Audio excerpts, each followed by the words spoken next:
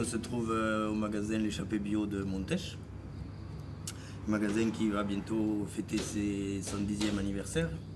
Donc moi je suis agriculteur bio depuis 1983. J'ai travaillé dans l'industrie parce que j'ai une formation scientifique. Ensuite donc j'ai repris une exploitation agricole en difficulté à laquelle j'ai appliqué des techniques de management issues de l'industrie. En tant qu'agriculteur, j'ai toujours eu conscience de faire un métier noble dont la vocation est de nourrir le monde, le plus grand nombre, et de ne pas faire de tri dans les populations par le porte-monnaie. Je veux dire, la bio pour nous, c'est pas simplement des produits qui respectent le cahier des charges, mais c'est aussi 3 piliers.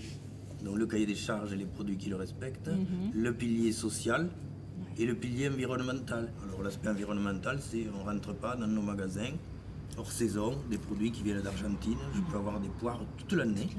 Je peux avoir tous les produits toute l'année, comme on voit régulièrement dans certaines biocoop. On voit que les gens n'ont pas du tout conscience de l'approche globale des choses. C'est-à-dire on voit des gens qui manifestent contre une carrière de gravier qui est dans leur environnement proche, mais ils ne manifestent pas quand on utilise ce gravier pour construire leur maison. Parce que quand on achète un t-shirt à 2 €, alors que le prix moyen c'est 15 ou 20 €, il doit se passer quelque chose dans la tête de celui qui achète. Il doit se poser la question de se dire pourquoi ce t-shirt est vraiment sans commune mesure en termes de prix avec le reste. Ça veut dire que ce produit a été fait par des esclaves, comme les gens qui achètent des Nike ou des choses comme ça, qui sont fabriqués par des enfants de moins de 10 ans qui dorment dans les usines en Inde. Donc, dans nos pays, on a décidé que le travail des enfants, il n'était pas acceptable. C'est une décision qui n'est pas que chez nous, c'est une décision qui a une portée universelle. En général, le travail des enfants n'est pas acceptable.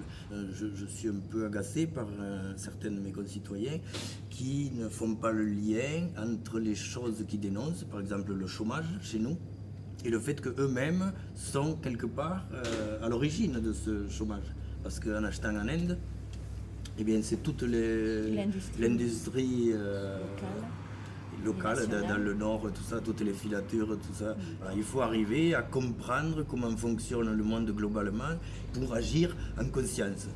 Et c'est ce qui est intéressant dans le programme L'avenir en commun. Il a une cohérence dans la globalité de tout ce qu'il aborde.